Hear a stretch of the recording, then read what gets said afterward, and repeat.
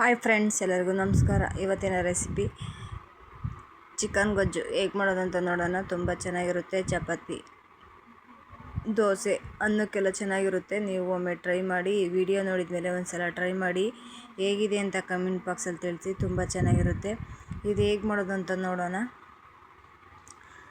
ಇಲ್ಲೊಂದು kg ಆಗೋವಷ್ಟು chicken ತೊಗೊಂಡಿದ್ದೀನಿ. Boiler ಕೋಳಿ ತೊಗೊಂಡು ಕಟ್ ಮಾಡಿಸ್ಕೊಂಡು ಇಟ್ಕೊಂಡಿದ್ದೀನಿ. ನೀಟಾಗಿ ತೊಳೆದಿಟ್ಕೊಂಡಿದ್ದೀನಿ. ಮಸಾಲೆಗೆ ಈರುಳ್ಳಿ, ಕೊತ್ತಂಬರಿ ಸೊಪ್ಪು, ಬೆಳ್ಳುಳ್ಳಿ, ಹಸಿಮೆಣಸಿನ್ಕಾಯಿ, ಟೊಮೊಟೊ,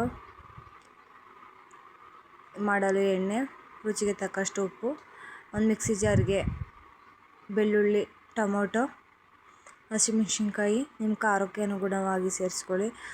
ಶುಂಠಿ, ಕೊತ್ತಂಬರಿ ಸೊಪ್ಪು, ಈರುಳ್ಳಿ, ಒಂದು ಸ್ವಲ್ಪ ನೀರು ಹಾಕಿ ರುಬ್ಕೊಳ್ಳೋಣ. ಈಗ ಇದು ರುಬ್ಬಿದಾಗಿದೆ. ಸೈಡಿಗೆ ಎತ್ತಿಟ್ಕೊತಾ ಇದ್ದೀನಿ. ಸ್ಟವ್ ಮೇಲೆ ಒಂದು ಪಾತ್ರೆ ಇಟ್ಟು ಪಾತ್ರೆ ಬಿಸಿ ಆದಮೇಲೆ ಒಂದು 2-3 ಸ್ಪೂನ್ ಎಣ್ಣೆ ಸೇರಿಸ್ಕೊತಾ ಇದ್ದೀನಿ. ಎಣ್ಣೆ ಸೇರಿಸಿ ಒಂದು ಸ್ವಲ್ಪ ಉಪ್ಪು ಹಾಕೊಳ್ಳೋಣ. ಉಪ್ಪು ಹಾಕಿದ್ಮೇಲೆ ರುಬ್ಬಿರೋ ಮಸಾಲ ಸೇರಿಸ್ಕೊತಾ ಇದ್ದೀನಿ. ಈರುಳ್ಳಿ ಮಸಾಲ ಸೇರಿಸ್ಕೊಂಡು ಚೆನ್ನಾಗಿ ಫ್ರೈ ಮಾಡ್ಕೊಳ್ಳೋಣ. ಎಣ್ಣೆಲೇ ಚೆನ್ನಾಗಿ ಫ್ರೈ ಆಗಬೇಕು. ಈರುಳ್ಳಿ ಸ್ಮೆಲ್ಲು, ಹಸಿ ಸ್ಮೆಲ್ಲೆಲ್ಲ ಹೋಗಬೇಕು. ಹಸಿ ಪದಾರ್ಥನೇ ರುಬ್ಬಿರೋದ್ರಿಂದ ಚೆನ್ನಾಗಿ ಫ್ರೈ ಆಗಲಿ. ಒಂದು ಮುಚ್ಚಳ ಮುಚ್ಚಿ ಚೆನ್ನಾಗಿ ಫ್ರೈ ಆಗಾಕ್ಬಿಟ್ಟಿದ್ದೀನಿ. ಈ ಥರ ಫ್ರೈ ಆಗಿದಾಗಿದೆ. ಕುದೀತಿದೆ, ಎಲ್ಲ ನೀರು ಸಿದೋಗಿದೆ. ಇಲ್ಲಿ ಗಂಟೆ ಬೇಯಿಸ್ಕೊಂಡ್ರೆ ಸಾಕು. ಇವಾಗ ಚಿಕನ್ ಸೇರಿಸ್ಕೊತಾ ಇದ್ದೀನಿ. ನೀಟಾಗಿ ತೊಗೊಂಡಿದೆ ಚಿಕನ್ನು ಸೇರಿಸಿ ಒಂದು ಸಲ ಮಿಕ್ಸ್ ಮಾಡ್ಕೊಳ್ಳೋಣ. ಚಿಕನ್ನು ಚೆನ್ನಾಗಿ ಈರುಳ್ಳಿ ಖಾರ ಎಲ್ಲ ಹಿಡಿದು ಬೇಯಬೇಕು. ಅಲ್ಲಿವರೆಗೂ ಚೆನ್ನಾಗಿ ಬೇಯಿಸ್ಕೊಳ್ಳೋಣ. ಒಂದು ಅರ್ಧ ಸ್ಪೂನ್ ಆಗೋವಷ್ಟು ಅರಿಶಿನ ಪುಡಿ ಸೇರಿಸ್ಕೊಂಡು ಒಂದು ಸಲ ಮಿಕ್ಸ್ ಮಾಡಿ ಒಂದು ಪ್ಲೇಟ್ ಮುಚ್ಚಿ ಒಂದು ಕುದಿ ಬರಲು ಬಿಡೋಣ. ಈಗ ಒಂದು ಕುದಿ ಬಂದಿದ್ದಾಗಿದೆ. ಇವಾಗ ಜಾರ್ ತೊಳೆದು ನೀರು ಸೇರಿಸ್ಕೊಂಡು ನಮಗೆ ಎಷ್ಟು ನೀರು ಬೇಕು ಗೊಜ್ಜು ಅಷ್ಟು ನೀರು ಸೇರಿಸ್ಕೊಳ್ಳೋಣ. ನಿಮ್ಗೆ ಗೊಜ್ಜು ಬೇಕು ಅಷ್ಟು ನೋಡಿ ನೀರು ಸೇರಿಸ್ಕೊಳ್ಳಿ. ಈಗ ಒಂದು ಸಲ ಮಿಕ್ಸ್ ಮಾಡ್ಕೊಳ್ಳೋಣ. ಮಿಕ್ಸ್ ಮಾಡಿಕೊಂಡು ಒಂದು ಕುದಿ ಬರಲು ಬಿಡೋಣ. ಒಂದು ಮುಚ್ಚಳ ಮುಚ್ಚಿ. ಈಗ ಒಂದು ಕುದಿ ಬಂದಿದ್ದಾಗಿದೆ.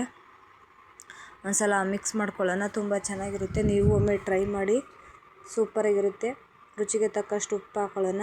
ಒಂದು ಸ್ವಲ್ಪ ಉಪ್ಪು ಕಡಿಮೆ ಇತ್ತು, ಹಾಗಾಗಿ ಉಪ್ಪು ಸೇರಿಸ್ಕೊತಾ ಇದ್ದೀನಿ. ಒಂದು ಸ್ವಲ್ಪ ಉಪ್ಪು ಸೇರಿಸ್ಕೊಂಡು ಒಂದು ಸಲ ಮಿಕ್ಸ್ ಮಾಡ್ಕೊಳ್ಳೋಣ. ಗ್ಯಾಸ್ ಆಫ್ ಮಾಡ್ಕೊಂಡು ಅಲ್ಲಿ 2 ಸ್ಪೂನ್ ಆಗುವಷ್ಟು ಚಿಕನ್ ಮಸಾಲ ಪೌಡ್ರ್ ಹಾಕ್ತಾ ಇದ್ದೀನಿ.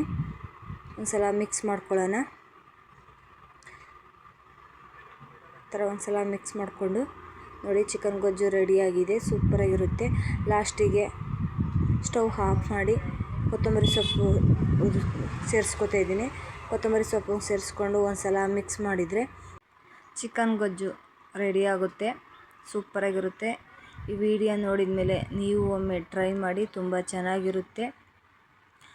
ಮಾಡಿಬಿಟ್ಟು ಹೇಗಿದೆ ಅಂತ ಕಮೆಂಟ್ ಬಾಕ್ಸಲ್ಲಿ ತಿಳಿಸಿ.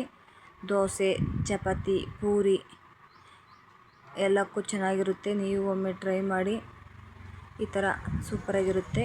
ವಿಡಿಯೋ ಇಷ್ಟ ಆಗಿದೆ ಅಂದ್ಕೊಂಡಿದ್ದೀನಿ. ಇಷ್ಟ ಆದರೆ ಲೈಕ್ ಮಾಡಿ, ಸಬ್ಸ್ಕ್ರೈಬ್ ಮಾಡಿ, ಶೇರ್ ಮಾಡಿ, ಸಪೋರ್ಟ್ ಮಾಡಿ. ಮತ್ತೊಂದು ವಿಡಿಯೋ ಜೊತೆ ಸಿಗೋಣ. Bye bye. Take care.